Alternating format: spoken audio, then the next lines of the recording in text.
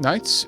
Oh, well, a knight is a brave warrior, sworn to serve their king and god, to uphold the law.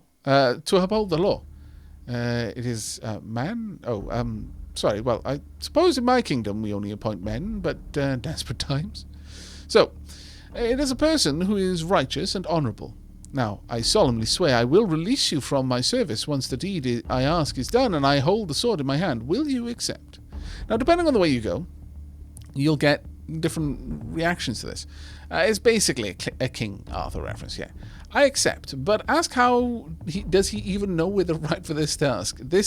I've gone through this entire questline before, so I know what to go for, but... Wonderful. I knew fate would provide my salvation. I did not know if your hearts were pure enough, but your agreement to serve my purpose with no promise of a reward proves that you are indeed the ones I seek. Now, by the power of a rightfully anointed King of Camroth, I pronounce you Knights of Camroth, and I command you to take the sword from me. Take the sword from the stone. You work together and pull out the sword from the stone. It looks like an ordinary weapon, except that it seems undamaged from its unusual sheath. When you hold it in your hands, however, you feel a surge of strange power coursing through your veins, and it feels really good. We'll give the sword. I've never seen what happens if you don't, though. Point of interest.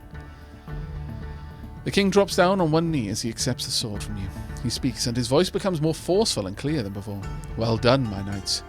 You have passed the test of loyalty and purity of soul, for this sword is known to lead its keepers astray. An ancient bloodline runs in my veins, one that has, in the past, both failed and succeeded in this very test. It was always been my fate to hold this blade and see what I am made of. And since I do not heed the urge to cleave you where you stand, I am hopeful that I, too, have passed. I release you from your oaths, Knights of Camroth. May the fates bring you strength and prosperity. I also give you this map. It will lead you to a bridge where you will be tasked with a test, and if you pass, a treasure will reveal itself to you. I meant to find it myself, but it seems fate had other plans, so go forth and seek it out. Thank him and ask what he will do now. I will now travel back to my lands, and using the sword, I will try to reclaim my kingdom and restore the Eternal Tower to ward off the darkness. I wish I could tell you more, but it seems other lands are in peril, and it is a knight's duty to protect and defend. Alas, I am also a king, and I must first right the wrongs of my own people. I feel a great destiny within you, and I hope you will succeed in your own quest one day. Farewell. The king bows to you and holds up the sword. A light shines down from the skies and disappears. Miles Folly. I screwed the quest up the one time I got it. Oh, I'm sorry. I'm tempted to get a Switch just to play Thea 1. I mean, well worth it in my opinion.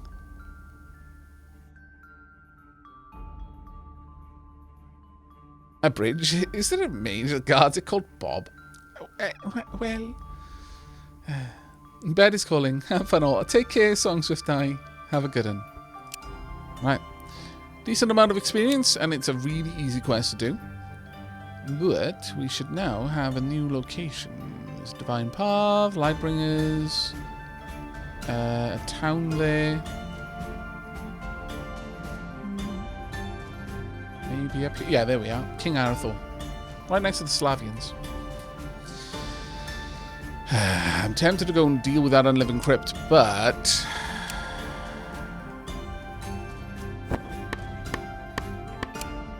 it is scary.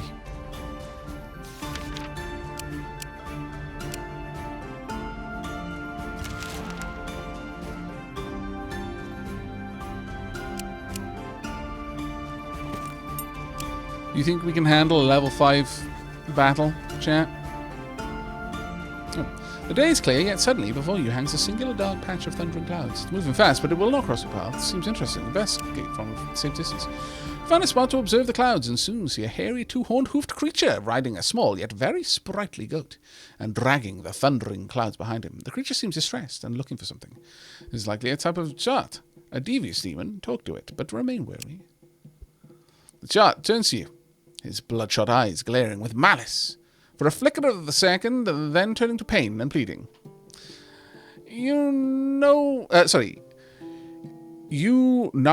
way to heal her. Also, what on earth just happened there? It looks like Italics finally called me. Thanks for the raid and the subscription. True to your word, never let it be said that you are not. Though your words are sometimes barbed and poisonous, and more than a little slippery, you are always true to them. So I say. Hello, Raiders, how are you all doing? Also, what was Italics playing? Was it RimWorld? If so, I know what VOD I'm going to be watching after this stream. Thank you very much, Jargoth. And oh my lord, we got a hype train as well. All the things. We've got all of this on top of the fact that we've got a demon with a sore tooth.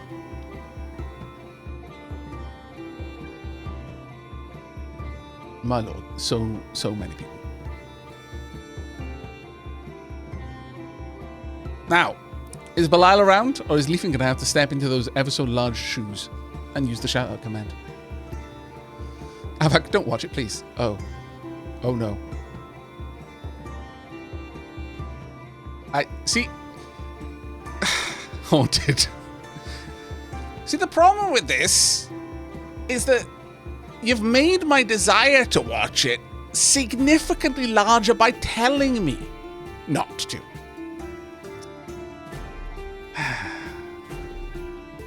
Okay, I'm gonna ask one thing, chat. I'm gonna ask one thing. Was more time spent planning the mega base than is going to be spent on being able to build it? All I want to know. Yes. Fantastic. Good old reliable Italics. Liars, all of them. Are you sure? Are you sure?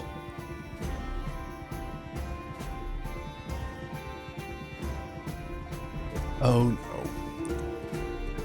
I don't want any more spoilers. I now know how much I want to watch.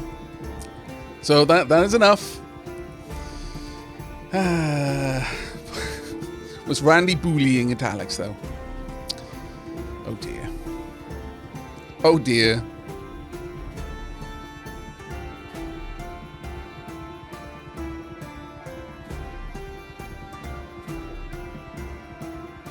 Randy never. Well, I don't know whether you are aware of what Thea 2 is, but I'll give you the quick rundown. Thea 2 is a turn-based strategy game played on... look, I'm in the middle of it. You know what? We're going to keep... It's so much easier to show than it is to describe, and right now we're stuck on this, and I can't get off until I've done the thing. So, crap, this chart clearly has a swollen tooth. You've seen enough to know a good blacksmith can do the job just as well as a healer. Offer to help the demon offer to help at a demon price so that it's bound and won't trick you. The creature looks unsure but nods its head in agreement. You take out some tongs and make quick work of the swollen tooth by clobbering it in the side of the head until the tooth falls out. Great, now as for the demon deal. Bah, I would curse you for your call, but I'm Smetic the chart, and a deal's a deal. The creature grabs a bag from the goat's back and throws it at you, and then prepares to ride off, the thundering clouds in tow. Bid him farewell. Well, we actually got some decent jewelry out of that, to be fair. Well, I say that. It's kind of all made of low-quality gear, but that is a masterwork version. Nevertheless, I'm going to recycle it because the gear is worth more to me. Okay, now I can actually show you what this game is. The game is played on a grid. Some people compare it to Civ, and you will have towns. But typically, it's like on a much more micro scale than a macro scale. Whereas with Civ, you've got a city and you've got units moving around, and a spearman might represent an entire, cohort of men. This is RPG land, so every single person is a single person. But they level up, they have stats, they have unique abilities, they have equipment you give them, and pets. Dark Aavak over here, my tainted, well, no longer tainted, well, technically tainted, but no longer suffering with the taint of a goblin shaman, has a pet bunny that is made of mythical leather and beetle jelly. I don't ask. It's probably best not to know. Various equipment gives different abilities. You make a lot of it yourself. You can find her around, as we just did there. We're overweight. balls.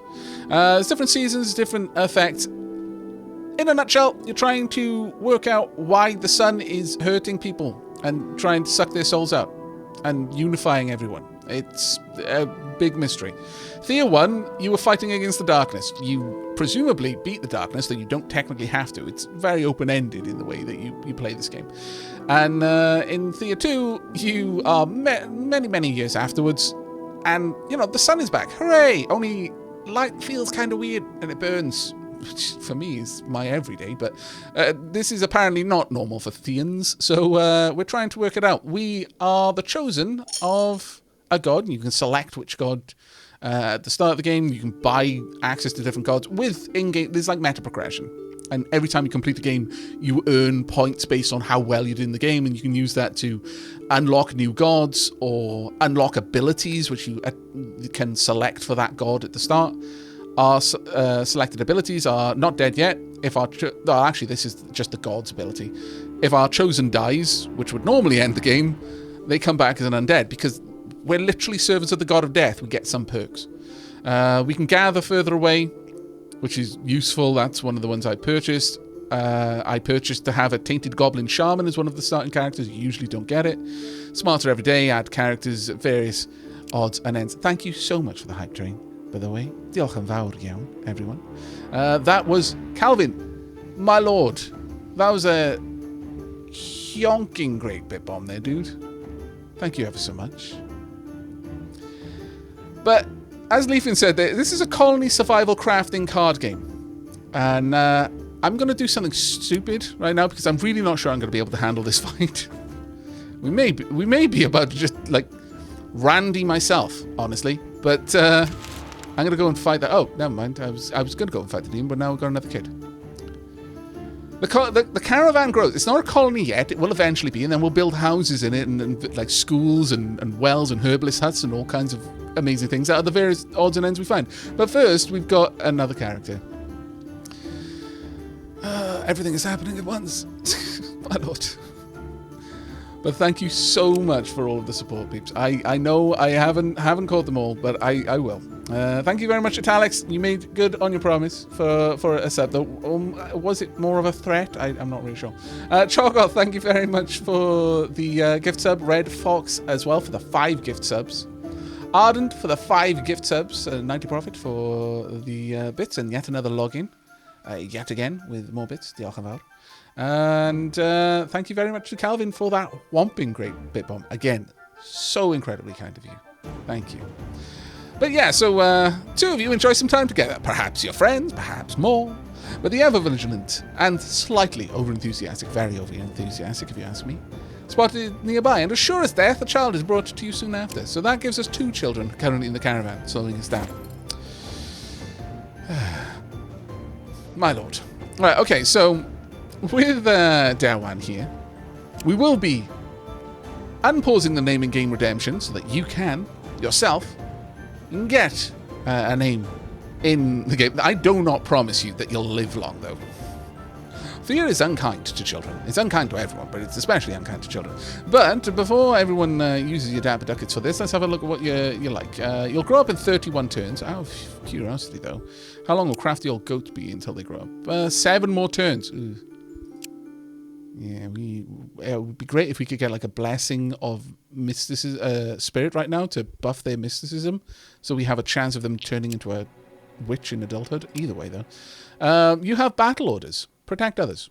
A good strategy is possible only if warriors follow the orders of their commander. I love how it's the child that can give the battle orders.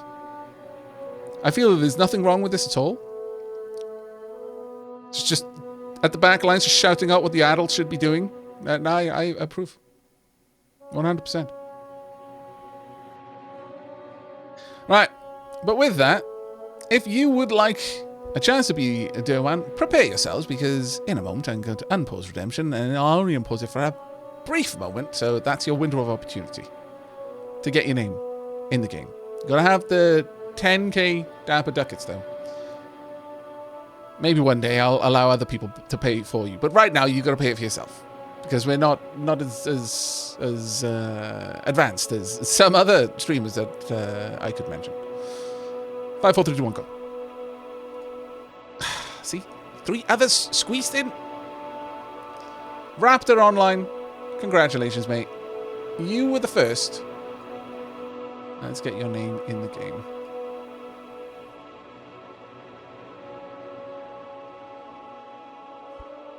There we go. Bunk. Welcome to the Caravan, Raptor. Hungarian Lewis, Hi Kaiser, and Santos, very close. But alas, a little bit too late. So you get your points back. Don't worry, you haven't lost your points. You can have them back. You can use them later. But yeah, Raptor definitely sounds a little bit more like a warrior right now. To that end, I'm going to give you the dog, man's best friend, and a shield. I don't really have much in the way of weapons for you, but I could give you the crossbow, I guess. I mean, this is going to bump up your stats, so you've already got a bit of a leg up with perception. So we may turn you into another hunter. We'll see.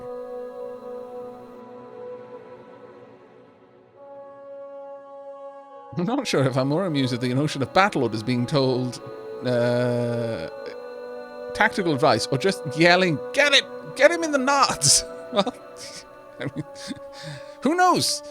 Raptor probably has a unique style of command.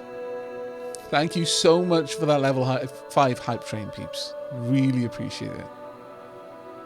By all means, share your new hype emotes. Hype sus. Fair. Hype. Hey, friend. Actually, considering I just gave him... It looks like a wolf. It's a dog. The dog emotes are quite good. I approve.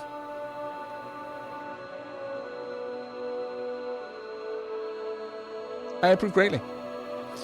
All right, so with that being said, like I said, we're gonna go and try on this unliving crypt. I'm not sure if we got a good chance of it or not. Actually, I think our chance just went up a lot. As luck would have it, the main character started off with a stupidly good skill. I mean, the innate is available to goblins, but not always going to get it. And we've been leveling it up over time, and it gets even better right now. So our chance of being able to win this fight have gone up quite a lot. But the combat in this is a bit of a card game, rather than wow. Okay. You find a haunted lair filled with the roaming unliving. I can just a level 1 battle though. It's a level 5 crypt.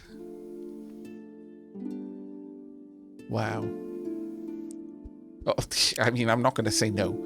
But okay, so they've got orcs. Ah, okay, that's why it would have been such a difficult battle if I'd been fighting them in melee. They've got 18 strength. That would have been awful. But as far as their spiritual strength is, they're pretty weak. Well, I'll give you a quick demonstration of how the fight goes. This is the playfield. It can be wider. But it can never be deeper, but it can be wider or narrower, and that will dictate some of how difficult the fight is going to be. Well, I'm just going to play our most powerful ability, frankly. There's really no reason for me not to. Let's get in there. And initially you set up the battle, and there's lots of information here. I'm not going to info dump on you, but understand that from this, I can read how much time, like where in the action queue I'm going to be placed, and the position on the grid also dictates the kinds of attacks you can do and also what attacks are likely to hit you. There's also different attacks will have different kind of effects. Like the attack that I've got here will attack every enemy on the battlefield every time I do it. This, however, will spill over from the targeted enemy. So one thing I'm going to do right away is I'm going to put an enemy right in front of it so that this enemy will automatically attack this card, and so that splash damage isn't going to affect my main character. There's other things we can do. You've got various... A lot of these are from your level ups. You can pick up innate skills, or from your equipment. Like typically, if you've got a shield, then you can use that shield to give someone else shielding. There are 3 different types of challenges. There's physical, mental, and spiritual. This is a spiritual challenge. I am going to make this fight look easy. right now. This particular type of battle and my particular setup will make this look easy. It is a bit less easy than I'm going to make it look. We've just got a ridiculously OP setup just by luck. We'll end the turn here. These are our action points. And the more times you play an individual card, the more it costs to play that card again. You've got to use a bit of strategy in how you're laying down your cards. But at this point, I'm going to do so much damage with my first hit. It's just bonkers. And I am furthermore... Well, I don't even need to swap them around. The skeleton is going to go last no matter what. So what I can do is summon another spirit. Now, these are based on my pets because so many people have got pets... ghosts with them. Don't ask why, just we do. And as a consequence, we can summon those pets into the battle.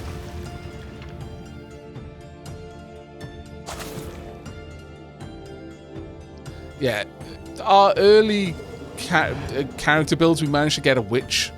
When a child levels up to adulthood, which happens after X many turns have passed, you can choose what class they become based on a little bit of luck and also their spread of stats that they've managed to gather whilst being a child. So quite often when I get children, I am looking for fights in order to get EXP to level them up, to get more potential stat increases, so I'll have a more varied set of options. There are always like 3 options typically. But once you've got some of the more difficult to reach characters, like a Zerka, which requires very high mysticism, I believe it was, and I mean, I started with the Goblin Shaman, it can give you a much easier time in certain types of challenges. I mean, it won't always help. Like a Zerka is not necessarily going to be that much use in a physical challenge, but you'll pick your challenges based on the development of your characters. There is a level cap, though. Wisdom, is it for Zerkas? Yeah. Yeah, you're going to die straight away, so I'll just place another character. And combat continues like this until all of the cards of a certain side are gone. And then the consequence of that will carry over into the main game. You might not immediately lose. Like, if you lose the battle, you don't just straight up, that's it, the game is lost. But your characters may have lost a lot of faith. They may have lost a lot of health. And when you're low on health, for example, every turn that passes, there's a percentage chance that your character will just straight up die. So there you do have a bit of buffer room against instant defeat, which is actually quite nice. And to certain degrees, you can use tactics to try and mitigate the risk as a result. And one of the ones that I've talked about a little bit is if you happen to have any weapons with life leech, and some of your characters are at this kind of like the death threshold. If you can get into a couple of fights before you have to end your turn, and make sure that character was wielding a life leech weapon, you might actually pull their life just above the threshold where it'll do a death check and escape that potential outcome.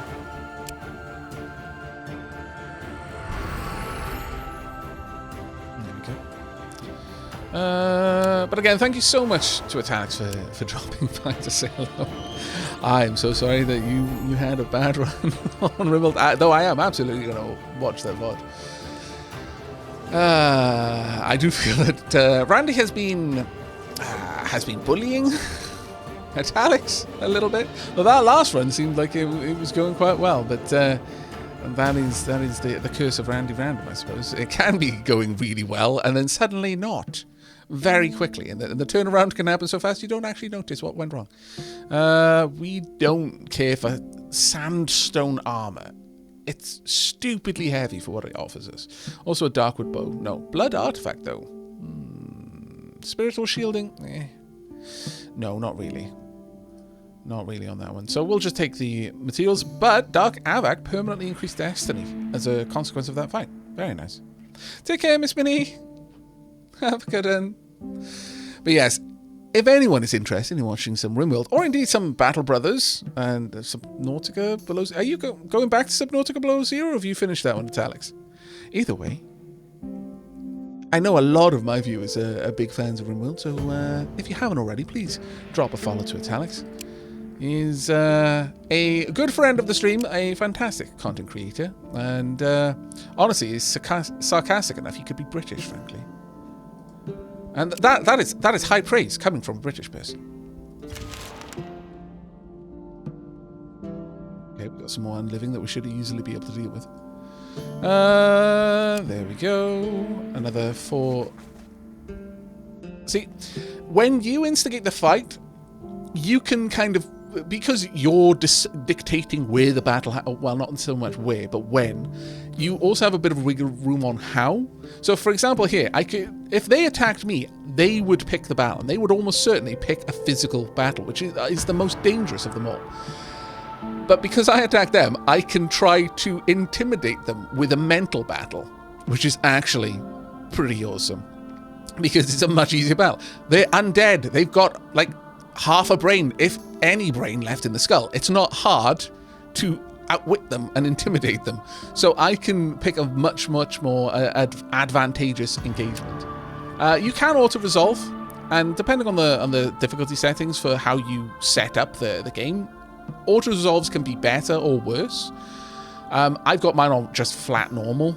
I can generally, or well, in fact almost always, outperform the auto-resolve, but if the auto-resolve says it's going to be a perfect victory, I don't necessarily need to fight it through if I don't really care to.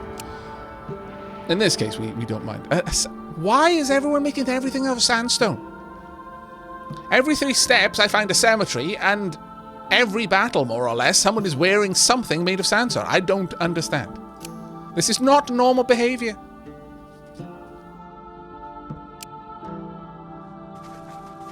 Right, we're going to make our way down here, take on the King Arathor quest, and honestly, I'm thinking we're probably going to settle around here after that.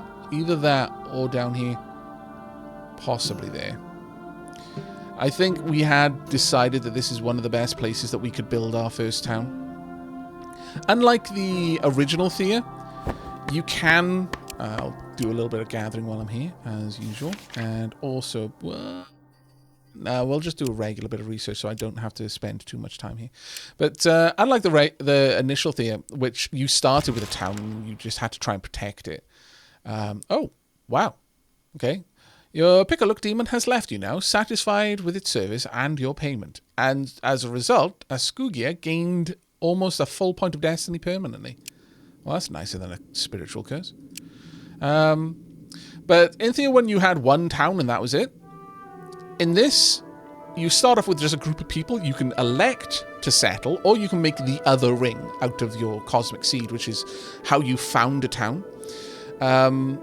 You basically make a town totem out of the cosmic seed and whatever the materials you have. And based on those materials will dictate certain abilities of your town. But in Thea 2, you can end up with more than one cosmic seed, and thus more towns. Or you can have a town and the other ring. The game is heavily influenced by Slavic and European mythology, but it also has a bit of a tongue-in-cheek humor. So you've got King Arathor and the Knights of Camroth, and it will reference Monty Python in many places, and various other things as well. So there's quite a lot of actual mythology here. But it doesn't take itself, hopelessly seriously. Apocalypticon, we are definitely upgrading your headbutt, because that is not only very good in combat, it's a good way to resolve an argument. And once again, it's absolutely true. It's kind of hard to form a eloquent rebuttal when someone has just planted their face in your nose and displaced your nose across your face.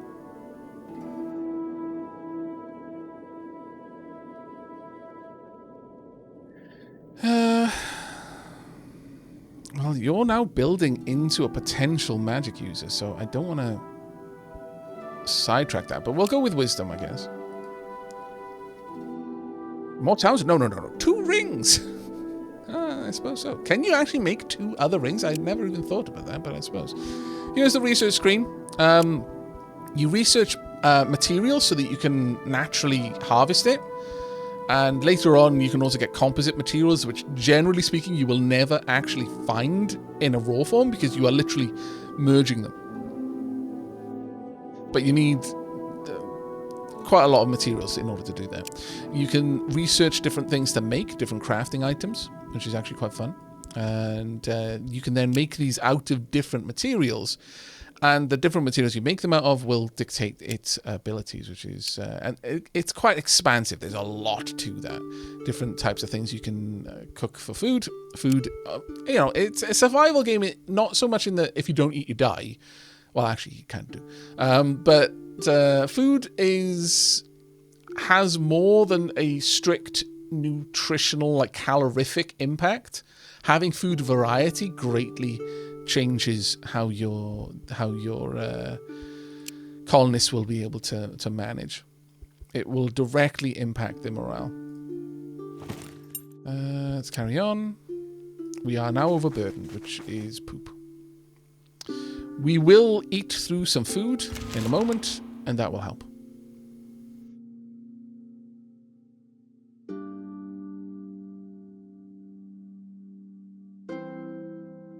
If I want to finally dive into the series, would folks recommend starting with Thea 1? You don't need to, but Thea 1 happens chronologically before Thea 2. So Thea 2 will reference stuff that happened in Thea 1, but never in such a way that if you didn't play it, you feel like you're missing out.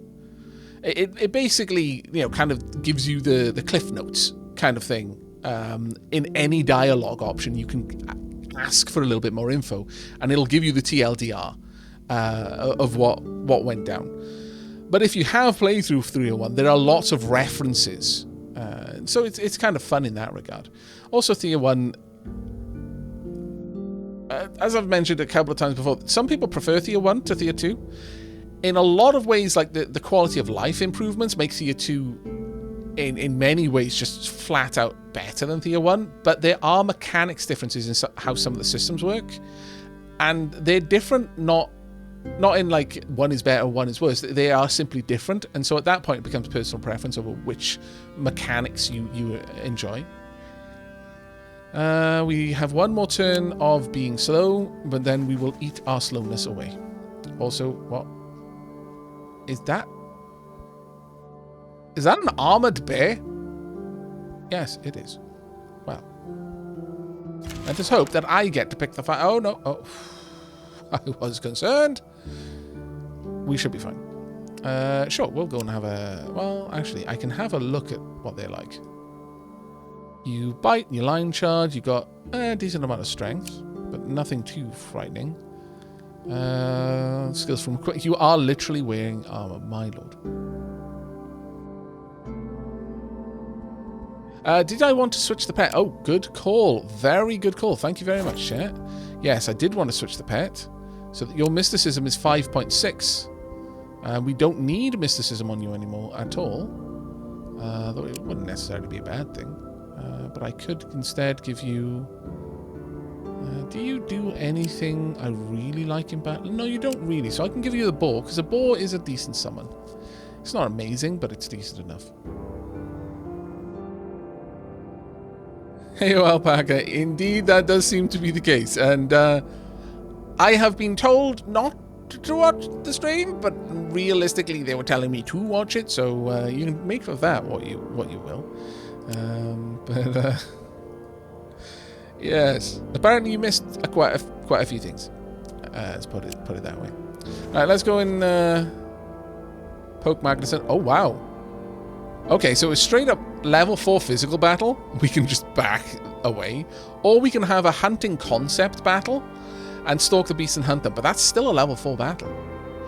Now, the interesting thing with this, and this will be an opportunity to show you, you've seen, those of you joined through the raid, you've seen the main battles with the actual characters that the cards represent. When the cards are kind of filled in with the color here, it means it's an actual battle. So if it's physical, then you are fighting, and if you get hurt, it's health damage you take. If it's a yellow filled in card, it's a mental battle, so that can deplete your sanity and your morale. And if it's a purple one, it's a spiritual battle, and so it can deplete your faith. If it's hollow, though, and it's just the outline that's coloured, it's a concept battle. Now, they don't have direct impacts on your stats. It's still a sanity battle, or rather a mental battle in this case, because it's yellow. But I'm fighting against the idea of hunting. And so I'm trying to succeed or fail at hunting. And I'm not going to be hurt if I fail. Like, my sanity isn't going to be impacted. It just means that I wasn't clever enough to solve, to think of a good way of laying traps or what have you. But the consequences of concept battles can impact you. So, for example, in this case, if I fail it, it might be like, well, you tried to hunt the bear, but it was too clever and actually just pounced you. In which case, I will take health damage. Or I might be forced into a disadvantageous fight, or someone might be wounded in some way, and then the fight will happen. There are consequences to failing these challenges, but they are generally a lot safer because they don't point for point relate to you losing health or losing sanity. But we'll jump in this. It's going to be a relatively... Well, actually, I say it's going to be a relatively easy one. I don't know. You've got a reliable argument. We've got plenty of those as well. You also have reliable arguments. But your stats are a little bit better. Your stats are very good, and you've also got weakness. But this should still be, generally speaking, a very easy fight for me. Got to fight a big brain, yeah. And a book. The book is more dangerous than the brain, as in real life. However, let's have a look. I think first we will counter the book's logical fallacy with a reliable argument, and then immediately back that up with a completely safe pill from our medic. No. You can trust our medic. There is not 5G chips inside the pill. We promise. We will then. They're like, look, this is making arguments and poisoning. Okay, poisoning maybe falls out of this analogy, but generally they're doing mental stuff, and then along comes our warriors like, I will involve myself in this rousing battle of rhetoric. Headbutt. Glorious. It is truly the best of all arguments. Our hunter is going to outmaneuver the foe. The pill is definitely not cyanide, 100%. I could add a bit of shielding. Is anyone going to take much damage? You will actually do a chunk of damage, though. Will we get through? We'll wipe you out. You'll do 23, but we need more than just 23. I could weaken. And to be fair, I'll weaken a little bit. I'd also slow you down, but it's mostly the weakening I want to do. I wouldn't make enough of a dent, though. No, I think I could use Mass Lullaby. Won't really make much of a difference. No, I think I'm just going to roll in with a second character. Now, this is typically a risky move, because this little icon there and the icon up there as well means that these... Like, I don't have two characters that look like this.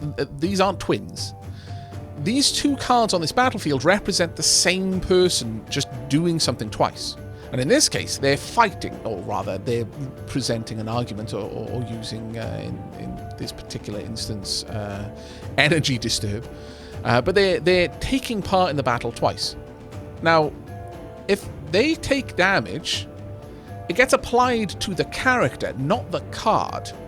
So, if someone were to attack this character, then both these cards would reflect the damage that was done. So it's the potential for them to take twice as much damage and be attacked twice as many times. So it's a bit of a risky move, unless you're very confident about what's going to happen. You know what? Dark Aavak can just be a meat shield for once. And that is the end of the phase, and so now we see how this plays out.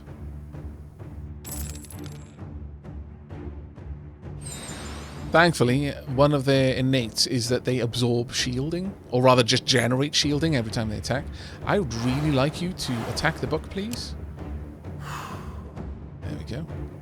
Haven't taken them down yet, though. My archer has to attack them because if you're well, I guess in this case outmaneuver. But if your target is single ranged and you're on the back row like this, sometimes it'll say, as is the case here, you can select anyone no matter where they are on the field. But in this case, if there's someone in front, I have to attack them. If there isn't, you can attack anyone, any enemy on the field, no matter where they are. But in this instance, I do have to take you on.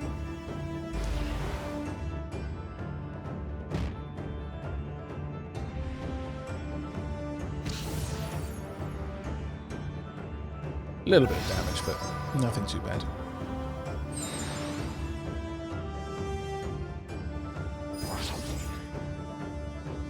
Annoying, but okay.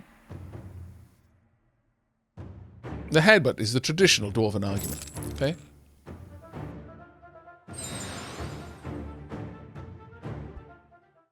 Do characters get their armor back after battles? Yes. Yes, they do. And in concept battles, they'll get their health back as well, because it's the idea of hunting. Effectively, it's just a way of creating like a contested situation around a concept. I'm still fighting it mentally, but it's not wearing on me in the same way that someone actually fighting back would. Clay heavy armor. Why are you making armor out of stones? I don't even. But that was a significantly easier fight as a consequence. But now I'm carrying around armor made of stones, and it's making me slow. Let me go in here and instead turn the... Well, actually, no, I'm not carrying the armor made of stones. Damn it. What am I carrying then? Oh, I'm probably just carrying the stones, frankly. Maybe I can go to this... Yeah, before we do this quest and get even more heavy stuff, let's drop by this village and do a spot of trading. I don't want to continue the divine quest yet.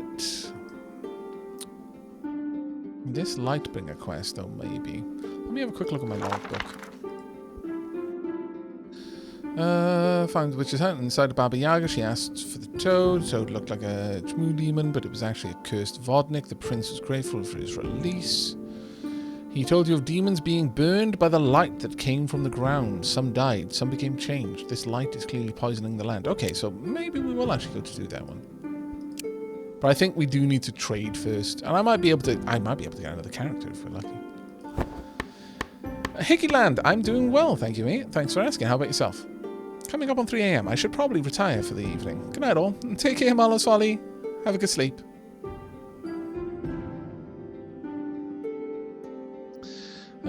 Do we want to... Well, actually, yeah, we could stand a bit of extra food. There we go. We'll just grab that for a turn. You don't want to burn too much of the daylight because nighttime the creatures get a little bit more aggressive. We've got some Lightbringers down there.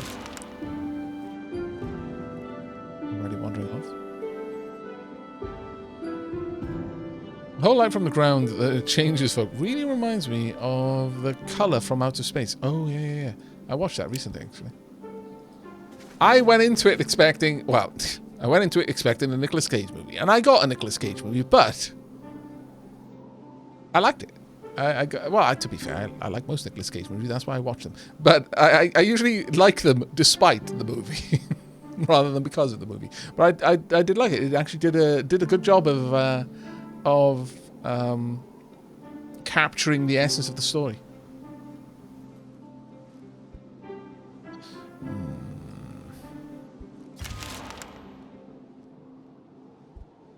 Oh, okay. Our child is... Okay, we've got a couple of options here. All right. Crafty old goat. The traumatic events of the last few days made it clear your child is child no more. They now face the time of the croppings, the rite of passage into adulthood. But this path is never easy. You must now choose what journey the young one will take before, God's willing, they may return to you as an adult. Our choices are strength or chance. Your child is strong. They will follow the path of the warrior. Because it's all chance. If they're getting this option not because of strength, it's just luck. But it might go wrong. A good craft is what your children want to learn. A gatherer is always needed. These two are always present. Anything with brackets is there because of something you've done. So, our options are chance. Your child has always been different. Allow fate to guide their path completely. Now that's an interesting one. You could literally send them away. They come back as a dragon. They come back as a rat. They come back as a filthy peasant. They come back as a scavenger, which is almost a filthy peasant, but is a spicy filthy peasant. Or any number of things in between. Mystic, chance, and female. So we only have this option because of luck.